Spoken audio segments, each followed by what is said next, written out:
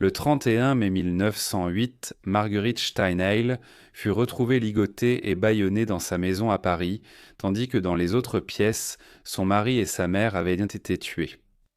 10 ans plus tôt, elle avait été impliquée dans un autre scandale, car elle prodiguait des faveurs sexuelles au président français quelques instants avant sa mort. Alors, ces tragédies étaient-elles des coïncidences, ou y avait-il réellement quelque chose de plus sinistre en jeu?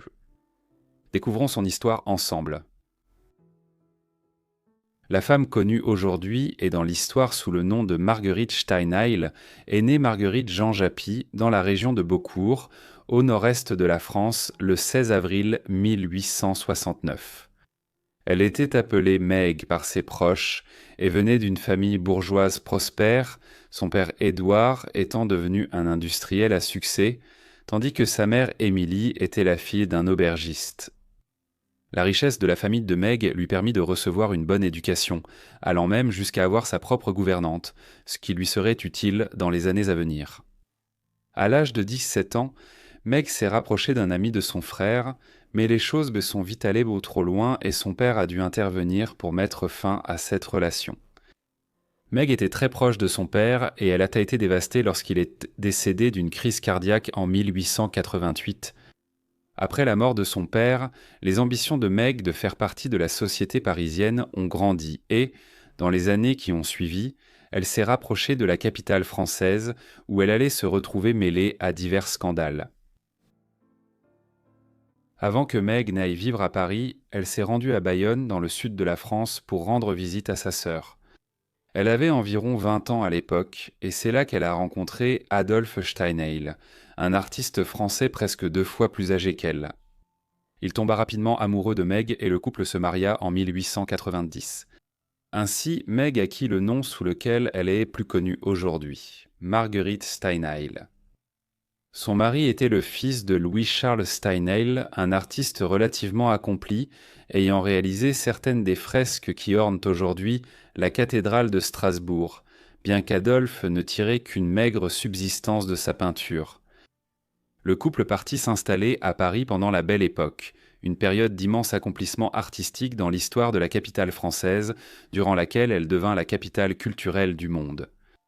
Bien qu'ils n'étaient pas riches, leur vie se déroulait dans l'un des endroits les plus dynamiques du monde, à l'époque moderne. Ils fréquentaient le Moulin Rouge et d'autres cabarets dansants de l'époque et côtoyaient certaines des grandes figures littéraires de leur temps. Environ 1 an plus tard, le couple accueillit un enfant, mais ils se sont rapidement disputés et, bien qu'ils ne divorcent pas, ils vivraient séparément. C'est à ce moment-là que Marguerite devint ce qu'on appelle une demi-mondaine, une femme du demi-monde ou du monde interlope. En d'autres termes, une courtisane. Au cours des années 1890, Marguerite devint célèbre pour sa beauté et ses liaisons amoureuses discrètes. Elle eut de nombreux prétendants notables, certains très connus, mais aucun n'était plus connu que Félix Fogg, un homme politique français de premier plan. Issu à l'origine d'un milieu assez modeste, il avait gravi les échelons de la vie politique française durant l'ère de la Troisième République qui suivit la guerre franco-prussienne au début des années 1870, pour, contre toute attente, devenir président de la République française en 1895. Il occuperait ce poste pendant un peu plus de 4 ans jusqu'à ce qu'un événement inattendu impliquant Marguerite se produise. Marguerite rencontra et entama une relation amoureuse avec Félix Fogg en 1897, alors qu'il était déjà en fonction depuis plus de 2 ans de président de la République. Cela continua de façon intermittente pendant les 2 années suivantes. Les choses atteignirent leur paroxysme au début de 1899. Selon un article de journal de l'époque, le 16 février 1899, Faure se trouvait au palais et Lisa à Paris lorsqu'il sortit soudainement de son bureau pour entrer dans l'antichambre.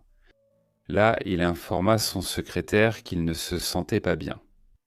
Des médecins sont rapidement intervenus, mais le président est décédé plus tard dans la soirée. Les circonstances exactes de ce qui s'est passé ont été largement rapportées et débattues. La plupart s'accordent à dire qu'au moment où il est tombé malade, Faure se trouvait dans son bureau avec Marguerite, où ils se sont livrés à des activités sexuelles de diverses natures sur son bureau. Le type d'activité qui était pratiquée sur lui fait l'objet de débats.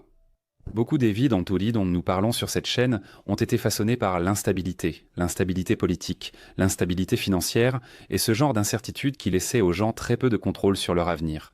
En ce qui concerne l'argent, je préfère les approches structurées, surtout lorsqu'il s'agit d'investir. Parce que la vérité, c'est que l'incertitude influence encore les choix que les gens font aujourd'hui. Des études montrent que 66% des investisseurs regrettent au moins une décision d'investissement, et ce n'est pas difficile à comprendre. Sur le marché boursier, on vous demande constamment d'acheter, de vendre, d'attendre et de réagir. C'est pourquoi j'ai commencé à chercher une autre façon d'investir, une méthode qui ne nécessitait pas de surveiller le marché toute la journée. C'est à ce moment-là que j'ai découvert Mintos. Avec Mintos, je peux investir dans des prêts et gagner des intérêts. Au lieu d'essayer de prédire ce qu'une action pourrait faire, le rendement attendu pour chaque prêt est fixé à l'avance. Les paiements peuvent arriver chaque jour comme un revenu passif, rendant le processus plus stable et facile à suivre. Je peux aussi filtrer par rendement, risque, horizon temporel, pays et devise. Et pour une approche encore plus simple, Mintos propose également des portefeuilles automatisés.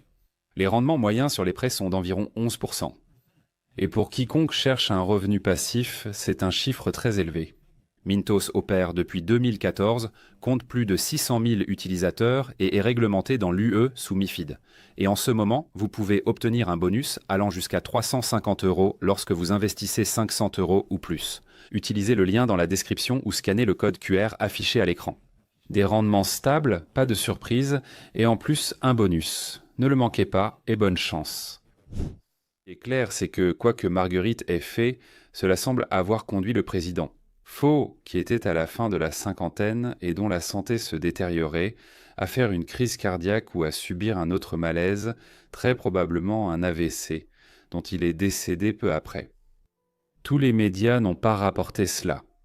Un grand journal international de l'époque, par exemple, n'a fait aucune mention de Steinheil et de sa prétendue implication dans la mort. Il s'est simplement contenté d'indiquer que Faux était décédé la veille au soir à Paris, de façon assez soudaine, d'une crise d'apoplexie. Il a été noté qu'on avait récemment confirmé qu'il souffrait d'une maladie grave et que son cœur était affecté depuis plusieurs mois. Cela a été rapporté jusqu'en Australie et il n'y a eu aucune controverse concernant les circonstances de sa mort dans l'immédiat qui a suivi. Malgré ces premiers rapports, Marguerite et sa relation avec le président défunt sont finalement devenues une source d'attention médiatique et le sont restées depuis. Certaines études concluent qu'elle était en partie responsable de son accident vasculaire cérébral, d'autres qu'elle n'était même pas présente au moment des faits. Ce qui est clair, c'est que Marguerite s'est ensuite imposée comme une figure relativement scandaleuse de la vie parisienne, bien que, pour certains, cela ait en réalité renforcé sa réputation. Certains hommes de la société française étaient fascinés par le fait que Marguerite était si habile dans la chambre à coucher, ou dans ce cas au bureau, qu'elle avait provoqué chez le président une crise de passion si intense qu'elle l'avait tué. Ainsi, malgré ce scandale, son salon continuait d'être fréquenté par de nombreux hommes notables, ce qui lui permettait de maintenir sa position de mondaine et d'avoir de nombreuses liaisons par la suite. Vous vous demandez peut-être si son mari était au courant de ces liaisons et pourquoi il les supportait. Eh bien, il le savait, mais Marguerite tenait toujours à son mari et à sa carrière, et beaucoup de ses amants commandaient qu'entendre des tableaux à Adolphe, ce qui lui permettait de bien gagner sa vie. L'affaire entourant la mort de son amant s'est compliquée dans les semaines et les mois qui ont suivi, car des rumeurs ont circulé selon lesquelles la mort de Forte était d'une certaine manière liée à l'affaire Dreyfus. Cela faisait constamment la une de l'actualité française entre 1894, lorsque l'affaire a éclaté, et 1906. Cela concernait l'officier militaire français Alfred Dreyfus, qui fut initialement accusé en 1894 d'avoir transmis des secrets militaires au gouvernement allemand. Dreyfus, un homme juif, fut reconnu coupable et envoyé au bagne, mais au fil des années, des rapports ont émergé prouvant son innocence. L'affaire Dreyfus est devenue un enjeu majeur au sein de la société française, où la question plus large de l'antisémitisme dans la société française était débattue. Des rapports ont émergé en 1899, selon lesquels Marguerite aurait secrètement reçu des documents concernant Dreyfus et son affaire, et que cela était d'une certaine manière lié à la mort du président lors de leur rencontre. De plus, l'opposition anti-dreyfusarde a accusé Marguerite d'avoir empoisonné Félix Ford au nom du soi-disant syndicat juif. Parce que le président s'était déclaré hostile à une révision de l'affaire Dreyfus.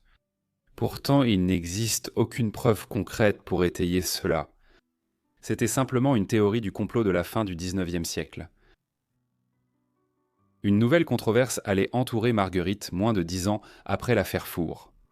Pendant cette période, elle a continué à recevoir des invités dans son salon et à travailler comme courtisane, menant une vie similaire à celle qu'elle menait dans les années 1890 avant l'affaire Four.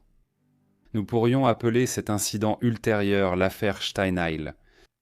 Le 31 mai 1908, elle a été retrouvée par la police dans la résidence parisienne qu'elle partageait avec son mari. Elle était ligotée et bâillonnée quand la police est arrivée et l'a trouvée, mais elle n'avait pas été blessée et était en bonne santé. On ne pouvait pas en dire autant de son mari et de la mère de Marguerite, Steinheil, tous deux retrouvés morts ailleurs dans l'appartement, ayant été étranglés à mort. La révélation de ce qui s'était passé dans la résidence Steinheil, une histoire impliquant la femme au centre de l'affaire Four, près de 10 ans plus tôt, a inévitablement provoqué une frénésie médiatique. Cela fut aggravé par Marguerite elle-même, qui ajouta une couche de mystère aux événements en affirmant que 4 individus vêtus de robes noires étaient entrés chez eux et l'avaient attachée avant de tuer son mari et sa mère. Aussi élaborée que fût l'histoire de Marguerite, la police soupçonnait qu'elle était responsable de ce qui s'était passé et qu'elle s'était ensuite attachée elle-même afin de paraître être l'une des victimes. Ils ne purent trouver de preuves solides pour étayer cela lors de l'enquête immédiate, mais le fait qu'elle ait été épargnée et que rien d'important n'ait été volé leur paraissait suspect. Alors, lorsque Marguerite semblait essayer de les orienter vers un domestique des Steinheil, suggérant qu'il était responsable de l'effraction et des meurtres, et qu'il avait agi avec quelques complices, ils décidèrent de l'arrêter pour falsification de preuves à la fin du mois de novembre, soit un semestre après que les meurtres aient été commis. Marguerite fut envoyée à la prison Saint-Lazare, sur la route de Paris vers la banlieue de Saint-Denis. Elle avait été fondée comme une maison d'accueil pour les lépreux au Moyen Âge, mais au fil du temps, elle s'était transformée en une sorte d'asile d'aliénés à l'époque moderne, puis en prison. C'est ici qu'elle serait détenue pendant que son dossier était examiné et qu'elle serait jugée en 1909. L'affaire de Marguerite commença à l'été 1909 et se poursuivit tout au long de l'automne, pour ne se conclure qu'au début de l'hiver de cette année-là. Cela devint une source de scandale national, tout le monde voulait des billets pour le procès et l'affaire était constamment débattue dans les salons parisiens cette année-là. Tout d'abord, il y avait le simple fait que Madame Steinheil, près d'une décennie après son rôle dans l'affaire Faure, était soudainement revenue dans les journaux nationaux à l'occasion d'une affaire tout aussi mystérieuse qui avait conduit à la mort de son mari et de sa mère. Les journaux ont appelé cette affaire le crime de l'impasse Ronsin et ont commenté l'attitude troublante de Marguerite, qui ne semblait pas trop bouleversée ni attristée par ce qui s'était passé. Certains soupçonnaient qu'elle avait commandité les meurtres afin de pouvoir se remarier plus tard, mais c'était un mobile peu convaincant. Beaucoup de gens ne croyaient pas à son histoire et il semblait y avoir des preuves qui contredisaient ce qu'elle affirmait. Les théories du complot abondaient également, avec l'antisémitisme prononcé de l'époque qui refaisait surface. En plus des allégations concernant son rôle présumé dans l'affaire Dreyfus, qui s'était poursuivie en France jusqu'en 1906 lorsque Dreyfus avait finalement été innocenté. Le juge, qui était clairement opposé à Marguerite, a jeté de l'huile sur le feu en suggérant que les preuves de Steinheil n'étaient pas crédibles, qualifiant ses récits de tissus de mensonges et passant en revue la liste de ses liaisons. Malgré tout cela, Marguerite a géré la situation de façon remarquable, mentant quand c'était nécessaire et admettant ses erreurs si besoin. Elle a attribué toutes les incohérences à l'incompétence de la police et est restée fidèle à sa version selon laquelle les crimes avaient été commis par 4 voleurs vêtus de noir. Comme il n'y avait aucune preuve réelle pour étayer une autre théorie, en novembre 1909, après des mois de délibération, Marguerite a été déclarée non coupable. La vérité sur ce qui s'est réellement passé chez elle et son mari au début de l'été 1908 ne sera jamais totalement connue. Après le scandale de son procès, son emprisonnement et sa libération, Marguerite a choisi de quitter la France et de chercher une vie moins controversée en Angleterre, s'installant à Londres au début des années 1910. Avant cela, sa fille était partie vivre avec la famille élargie de son père décédé et il lui était interdit de contacter sa mère. Elles ont été séparées pendant plusieurs années, mais elles se sont finalement réconciliées en 1911. En Angleterre, Marguerite a entrepris des démarches pour réhabiliter en partie sa réputation auprès de l'opinion publique, rédigeant ses mémoires dans lesquels elle défendait ses actions des années 1890 et 1900 et les a publiées en 1912.